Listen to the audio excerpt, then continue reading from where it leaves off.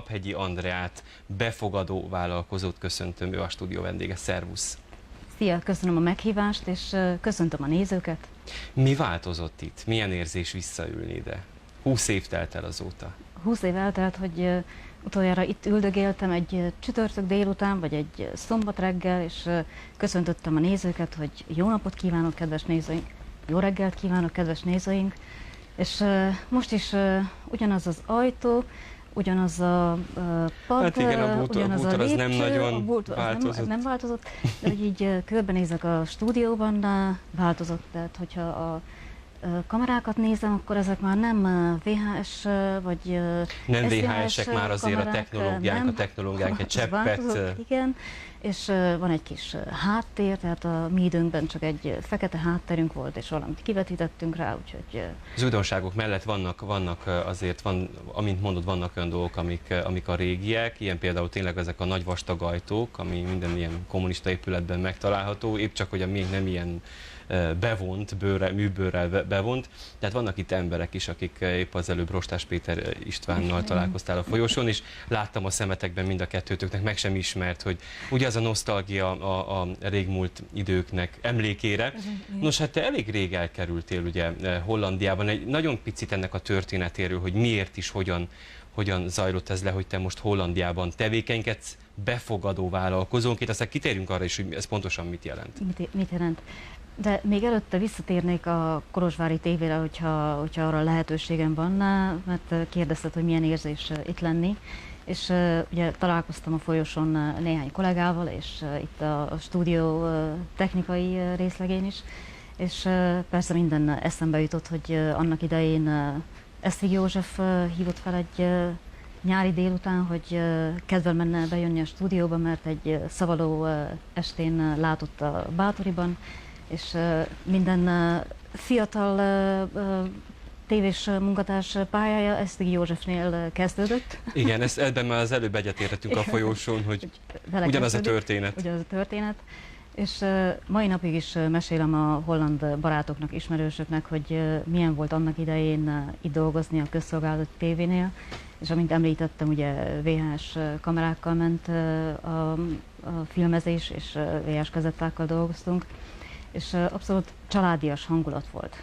Tehát volt egy 6 négyzetméteres irodánk, a teljes szerkesztőség ott dolgozott, és Esztig Józsefnél otthon vágtuk az anyagokat, vagy Bencédi Józseffel itt a stúdióban. Más volt akkor a vágás is, gondolom, illetve vágás is, itt igen. Láthatják a nézők is a háttérben, plazma tévé van, hogyha valamit meg akarunk mutatni, amiről beszélünk, akkor megy.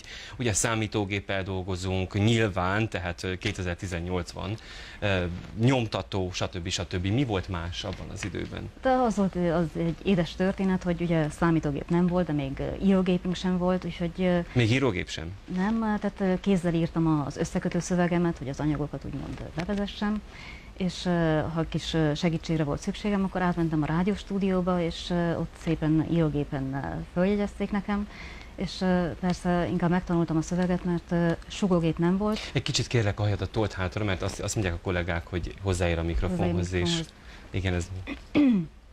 Így most kellemesebb? Most már jobb. Most már jobb.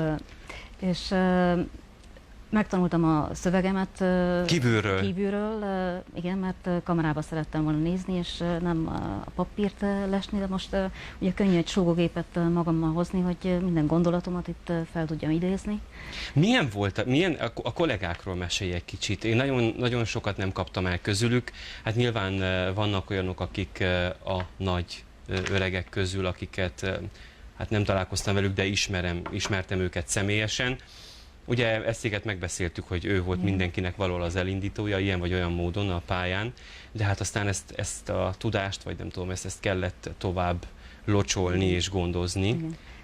Ami még vidám történet volt, Halmágyi Erikával együtt dolgozni, és barátnők voltunk, és sokszor a bemondást is szombat reggel viccesre fogtuk. Behívtunk még 2 színészt a stúdióba, hogy ők bemondót játszanak. Úgyhogy, nem is egy rossz ötlet egyébként rossz ötlet. Jövő műsorácsaira nézve. Kikkel dolgoztál együtt? Kikre emlékszel nem tudom, a régi csapatból? Főszerkesztő? Kik voltak azok, akik tanítottak igazából téged itt? Tehát Csép Sándorra emlékszem szeretettel, sajnos már nincs köztünk, de mozgató ereje, lelke volt a stúdiónak. Sajnos nagyon sokan a kollégák közül már nincsenek közöttünk. Most Jákab, már Bardos Sándor nincsenek már köztünk, de rájuk is ugyanúgy szeretettel emlékszem, és spontán, kellemes hangulatra, és az volt az érzésem, hogy minden a bizalmon alapult. Tehát megbíztunk egymásban, hogy az aktuális témát választod, Bencédi József operatőrrel szinte minden héten rohantunk egyet az utcán, hogy körkérdést készítsünk. Imádta. Igen. Bencédi az, aki ugye első ránézés azt mondja, hogy tőle kell megkérdezni, és tényleg tőle kell megkérdezni, válaszol is, és még pont magyar is. Igen. Ehhez valami tehetsége van egyébként. Igen, tehát ezt mindig egyszerre együtt találtuk ki, hogy őt kérdezzük meg, magyar? Igen, szerintem biztos. Magyar, biztos, úgyhogy válaszolni fog. És minden héten kirohagáltuk magunk, és mindenki bízott abban, hogy jó témát választunk, hogy jó embereket kérdezünk, illetve hogy rátalálunk azokra, akik válaszolni tudnak. Úgy vágjuk össze az anyagot, hogy releváns legyen, és a fordítók lehető legjobban fordítanak. Milyen volt a hangulat akkor itt? Tehát sokat mesélnek kollégák, és nagyon irigy vagyok, és néha bosszant is már, mert mindenki azt mondja, hogy milyen családias hangulat, milyen baráti légkör, hát nem mintha most nem az lenne, csak hogy úgy nem tudom, úgy érzem, hogy még inkább az volt. Igen, tőlem is pont ezt hallod, anélkül, hogy kérdezted volna, hogy teljesen laza volt, úgy jöttünk be, úgymond az irodába, a stúdióba, mint hogyha baráti társaságba jönnénk. Közben egyetemet is végeztem, újságíró egyetemet, és a kettő nem zárta ki egymást. És aztán eljutottál Hollandiába. Igen. A szőke herceg onnan érkezett, és amint fogalmaztál te, hát nem lovon, hanem repülőgépen, és elvitt téged is magával.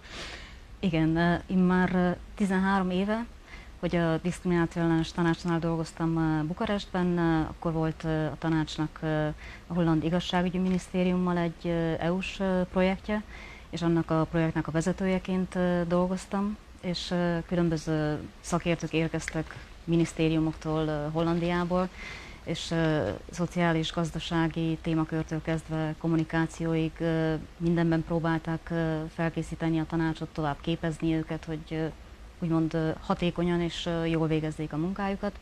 És hát a kommunikációs szakértő is érkezett, akivel diszkrimináció ellenes kampányt is folytattunk.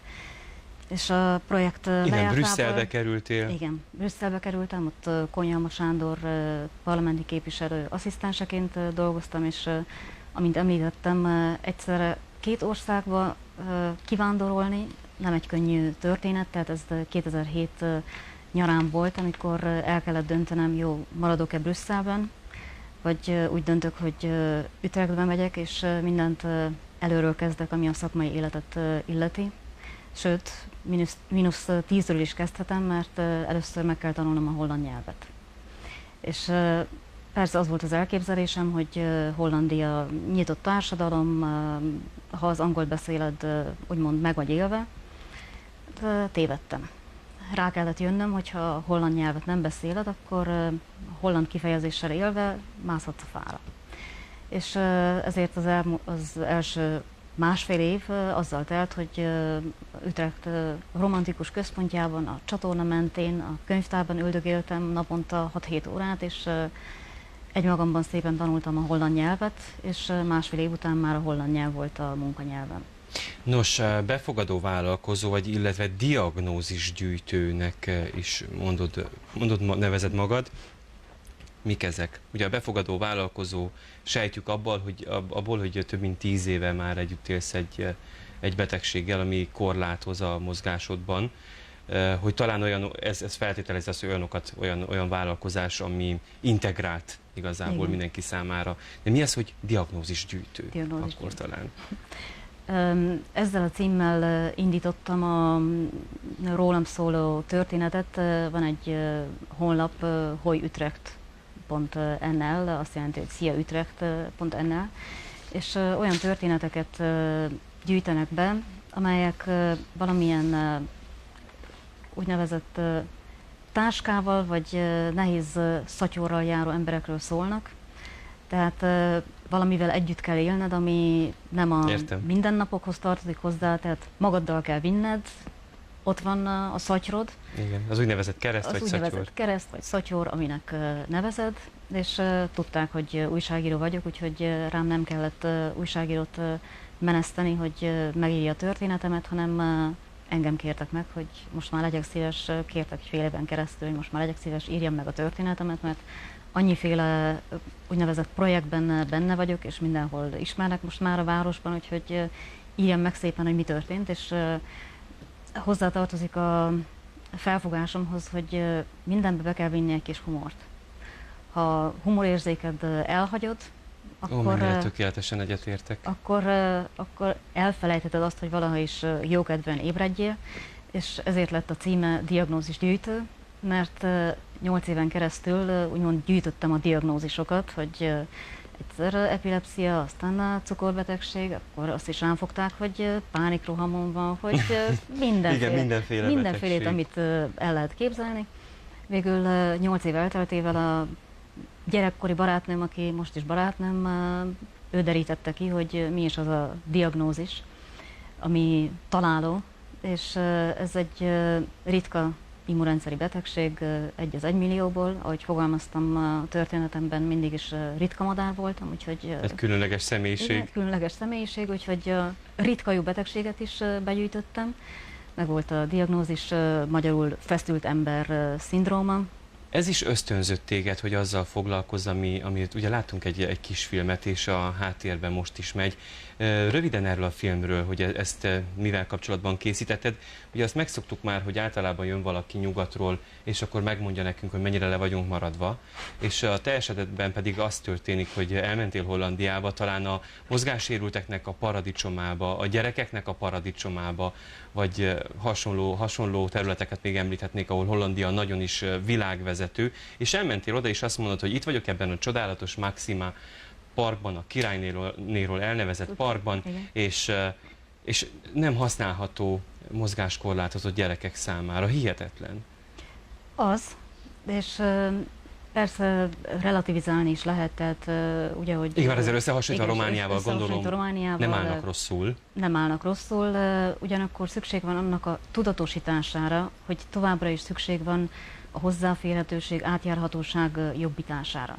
Tehát azt veszem észre, hogy a tudatosítási folyamat még hiányzik. Tehát magától értetődő az, ami már megvan, ami adott, és az emberek többsége nincs tudatában annak, hogy mire lenne még szükség. Tehát létrehoznak egy ilyen parkot, amelyet a gyerekek élvezni tudnak, de hogyha mozgás korlátozott gyerekek arra járnának, nem tudják élvezni a parkot. Nem tudják igénybe venni. Mondtad, hogy ugye meg kellett tanuljál hollandul, nekem az egyik kedvenc nyelvem egyébként, és hollandia is a kedvenc nyelvem, de azért nem fogom hollandul kiolvasni ezeket. Itt ugye a filmednek van egy leírása is, és hát ennek még az a történet ennek a filmnek, hogy erre lehet szavazni. Igen.